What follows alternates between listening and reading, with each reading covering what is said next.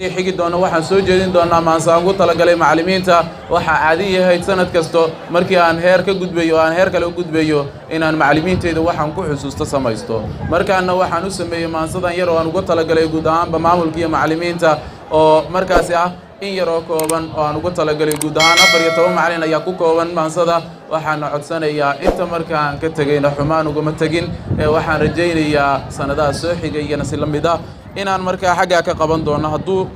rabbi awood leh markaa ogolaado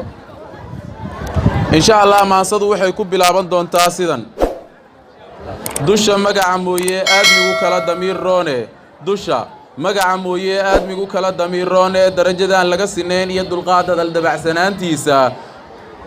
hadal dabacsanaantiisa ducaan guudka sudhaydaayin haydin aqbalo waxaan uga dan leeyahay maansadan daaleyda macallimiin dadaal iyo doorkooda muujee indheer garad aqoon leh aayadaha quraanka iyo xadiista daliishada inaga nasiib iyo ku helnay ayaane aabasiidow yarow adiga hogaansho ardaydeena maamula cimriga haraago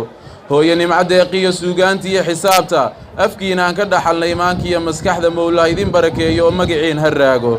aabadalxa iyo cumar dhaxal hawshiina waa naxwuhuna waa sidoo kale axaadiistiyo shareecada in badan idinka aan baray mowdku ha idin ilaawo ustaad yacquub adiga aan baray hadduu baabuurka raara haddii shay la rabo mugiisa cabiraad neefta balla doono in badan mahadsanid ustaadi caqliga rabbi kuu siyaadi macallin axmed aabaheeno abti iyo adeer awowaheeno odaygii dugsigeenni baa tahay adigaa bartaanna keenay midkii ayaheen dhisow midkii England ilowna dhahay America xaggeeda midkii ileeskeen shidow adiga ustaad laliita Abdirxiin Sheekh Xasan ustaadi Ingiriis noo wada dhigee miyaan ku ilaawina oonkaaguna daynaya garaadka rabbi ku siyaadi ustaad Umar aabaheenow Maxmuud Xarbiye taariikhdiis sayidkii iyo Axmed Gurey hawataaki iyo masaafooyinka dhulkeena dhammaan halgamayaashii Soomaali ustaad adiga aan baray midkii na baray qolfoofta midkii xubnaha jirkeena midkii mid ugu meershay macalliyasiin adiga ahaaday anoon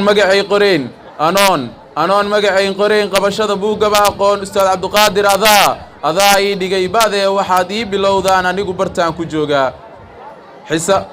xisaab bilow iyo Soomaali hooyo Maryan iyo Sahra idinka koow ii dhigay labana ii meeriyee miyaan maankayga maskaxday marun ka baxdaan Ibrahim odaygii Soomaali markay ishatan ilmayso uu sanka cuncuno dhabadaan umar dabiibka ustaad adiga aan baray intii ayaheen dhistay intii mugdigaba iftiin noogu rogtay cadii iyo ilays in badan idinka mahadsan in badan idinka amaanan in badan waad oofiseen balantaan waalidkeed ka qaadeen magac iyo muuqiin haraago milgihiin waligii hawaaro magac iyo muuqiin haraago milgihiin waligii hawaaro